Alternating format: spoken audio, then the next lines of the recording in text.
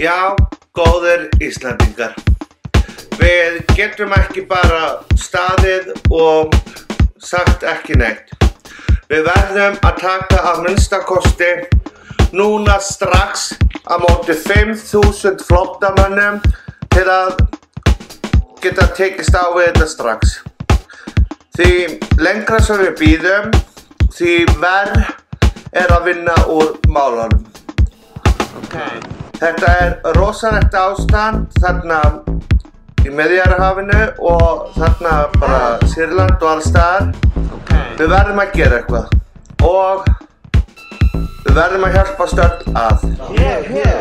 Það hægt að finna íbúðarhúsnæði og búa til jafnvel gámahúsnæði fyrir fólkið og hana nú. Við bara verðum að standa saman sem þjóð. Ekki sem alþingismenn eða eitthvað svoleiðis. Ég að tala sem þjóð. Verið blessuð.